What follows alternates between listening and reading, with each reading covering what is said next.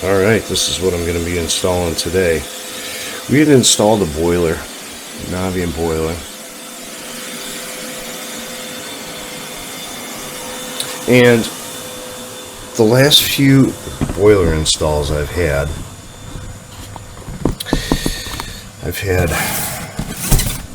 power issues where if I get a brownout or if I get a power surge or something, it resets all the settings in the boiler. So this RSH-50 VRM kit, this is a power monitor, and it, say if I get a brownout, it shuts the power down. So you put your settings in there, 10% above, 10% below. It has a surge protector incorporated in it. So let's get into the box.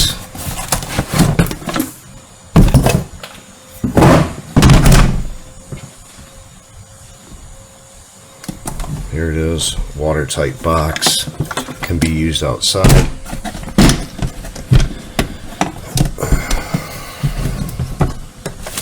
Comes with your manual.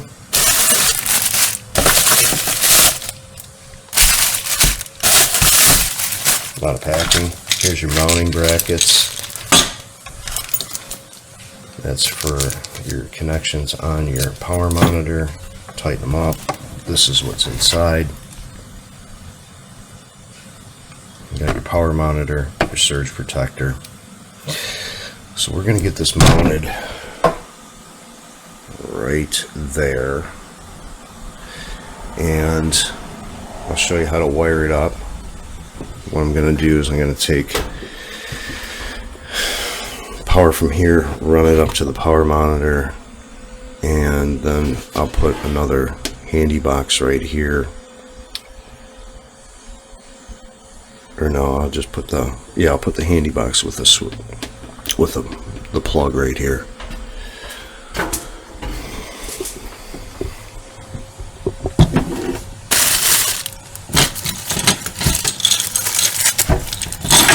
I've used these before. I'm starting to install these all on my Navians that I'm installing because they're sensitive. And these are the brackets, and like so. Screw them in. So let me get this mounted, get the brackets on there, and we'll go from there. Okay, so I took the plug out, put that cover with a knockout in there. But what we're going to have to do, since this is a watertight enclosure, we have to drill our holes for our fittings. If my light would stay up there, it's not going to. And we're going to put some holes right here and right here. Got my Klein carbide, little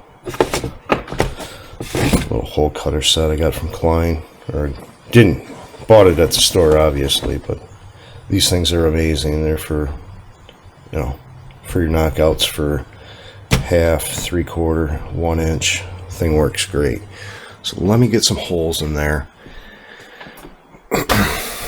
Like I said, it's watertight enclosure, so you have to put your own holes. You can put them in the side, you can put them in the bottom, you can put them wherever you want. It's up to you. But if you're using it outside, I suggest using like a watertight fitting, seal tight, so you don't get any moisture in the actual box. So I'm interior, I'm on the inside, so I'm not worried about moisture. So let me drill my holes and then we'll get to wiring it up.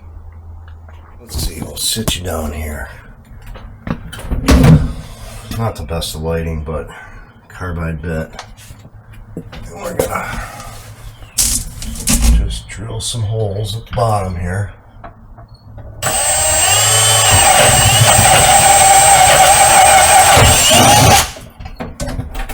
There's one hole.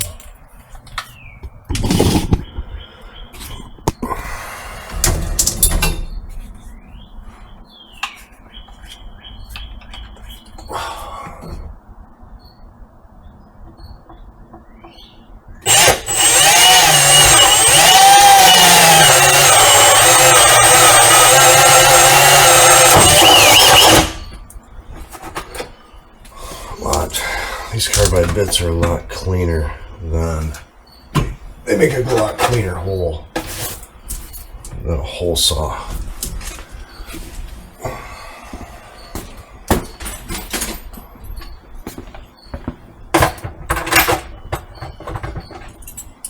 Throw my speed connectors in. I like those speed connectors because, whoa, what the heck just happened there? Getting attacked by stuff. Wow, scared the crap out of me. I like the speed connectors because they incorporate an anti-short in them. There, so I don't have to put the anti-shorts in the MC cable itself. So they're more money, but definitely worth it because it saves you time of trying to look for an anti-short in your truck. So L1 in, L2 in. These you can use it for 120, 240. Usually when you wire a disconnect, like a commercial disconnect, you're coming in the top, but out is at the top, in is at the bottom. There's your grounding bar. Surge protector already wired, pre-wired in. And these come right off like that.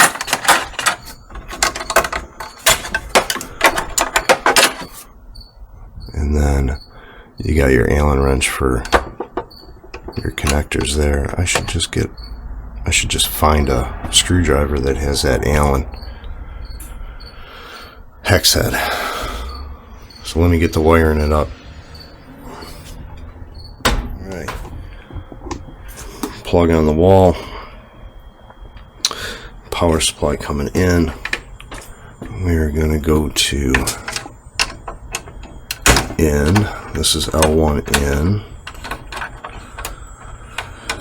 I have nowhere to put you guys. So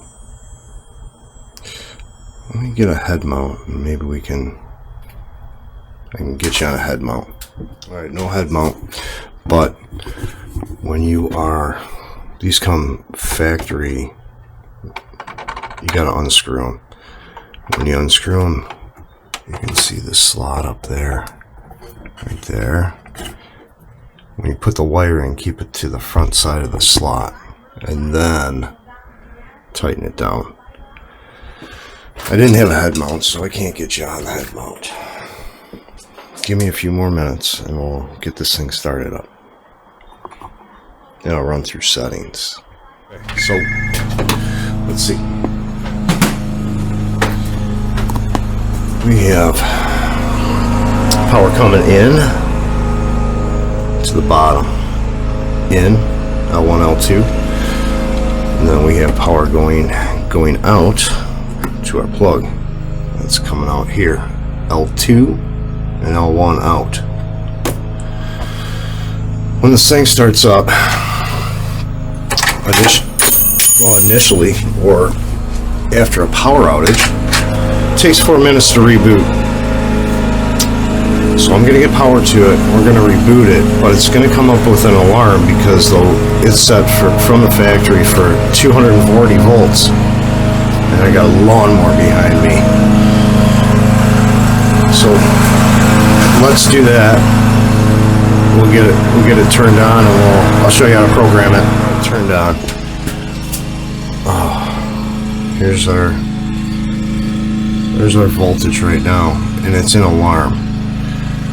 So let the lawnmower go by a few more times so you can hear me. Then we'll get a program. Okay, we're past 4 minutes, but it's not getting power to the plug because this thing's set up for 240 volts. So we're going to hit mode, and our first one is under voltage, utility, or over voltage. First one's utility over voltage. So we got 120 coming in. So we want 10% above. So that is, I'm going to put it at 135. So hit hold mode. See, it says over voltage, or utility over voltage 275. We're going to go down to 135. Oops.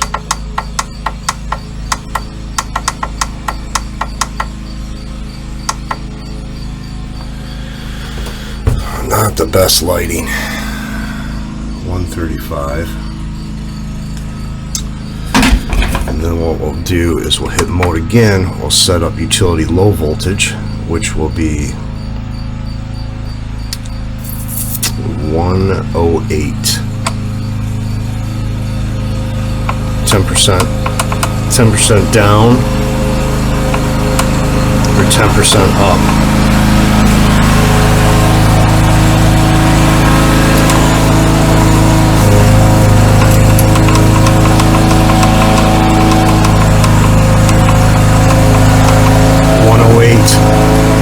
Hold on a second.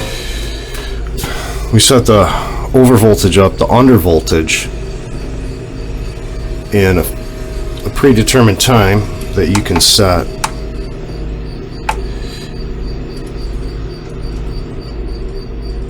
See, over voltage didn't take, because I didn't go through all of the menu. What's going on here?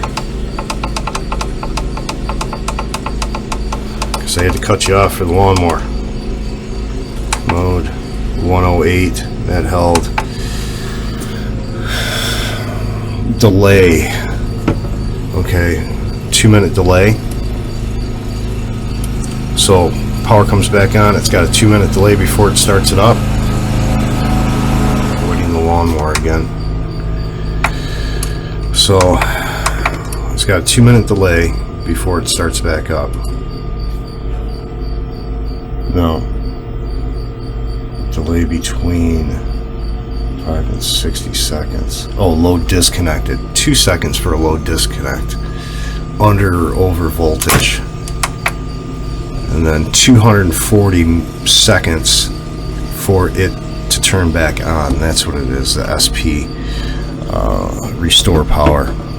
Okay. So that's how you set it up. You set up your over voltage. 10% above, 10% below, under voltage, below, 2 seconds to actually drop out, and 240 seconds to actually turn back on. So that's how you set it up. Just hit your mode and you're out of the menu. But I've been installing these on Navians, and you know, anything with inverter, high-end equipment. RectorSeal does make the same configuration, but it does have a breaker over here on the DIN rail. It's got a DIN rail mount. Doesn't necessarily have, this doesn't necessarily have to be in the box. You can take it off and put it inside a unit. They do sell this by themselves. They also do sell that by itself too. But I elect to get the box. It just looks neater. Obviously, if it's inside of a panel, you're not going to fit the box, so you're just going to take the DIN rail off, mount it inside the panel, and wire it up from there. There we go. We are done with this.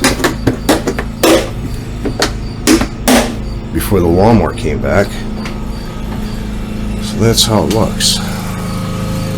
Nice, neat, clean installation. Let me just tidy up. So I've been putting those on. I just started using them within the last, I'd say about 2-3 months.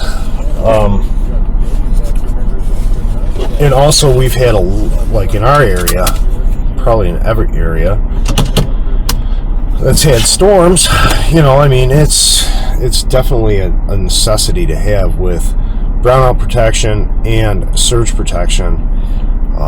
one thing we had before is we always had surge protection. You know, we'd put in the surge protectors, but I never had anything for brownout protection. And when this came along, I'm like, man, that's the ticket right there. It's a RectorSeal product. They do have other devices for air conditioners that actually tie into, they like I said, they do have that. They do have that power monitor with a breaker. It would be for a 60 amp breaker. It would be for an air conditioner. And they do also have one that controls 24 volts. You bring high voltage into it and low voltage into it, and it controls your 24 volts. And I haven't received that product yet. I've been talking to my rep about it, and I should have it here in about 2 weeks. It's when a product's new and not a lot of people are going to carry it. They'll carry some, but they won't carry enough. So I mean, I've been trying. I think I got that one. I got that one through my distributor, but before that, he really couldn't get a hold of it, and I was getting it through Supply House. I think they're, for that monitor, I think it's, I don't know, it depends, right around the $250 mark. But for what it does, that's cheap insurance. Very cheap insurance to save your equipment from power problems. So, unfortunately, we had the lawnmower noise in the video. I don't know how that's going to come out, but I'm hoping you could hear what I was saying. Initial startup, when power is brought to the unit from the get-go, that is set from the manufacturer for 240 volts. And so I had to change it down to 120 volts and then plus or minus 10%, you know, for my over and under. So you set your over voltage first, your under voltage, then you set how long it's going to take for it to drop out, which is 2 seconds, and then how long it takes to come back on. It was 240 seconds, so that's 4 minutes, I think. Yeah, 4 minutes. But on the initial startup, you cannot change that 4 minutes. It's 4 minutes no matter what. But say if it gets a power interruption, where you set that 240 volts, say if it gets a power interruption, either surge or brownout, you can change that time at the bottom. You can also change how long it takes to drop out too. So it has a bunch of small, it's got 4 settings in there. It's really simple to operate, really simple to understand, really simple to wire. You just bring your power in there first, and then you continue on to, say, the furnace or whatever you're trying to protect. So I find this product definitely stuff we're going to use in the future, just due to the fact is, with everything we got going on in the power grid, storms and so on, we've had a lot of storms in our area lately, and but I think brownouts are going to be more of a common thing, and it probably is in certain areas. I know for a fact down south of me, like older neighborhoods towards Detroit area, that they get a lot of brownouts. The infrastructure is from the 20s. They've been slowly upgrading it, but they still have a lot of power problems down there. We're starting to see a lot of power problems up here as they build on more to the infrastructure. We get brownouts. It just needs to be upgraded. The infrastructure needs to be upgraded. And then there's the unforeseen, you know, falling a tree, you know, a tree falling on the line in the backyard.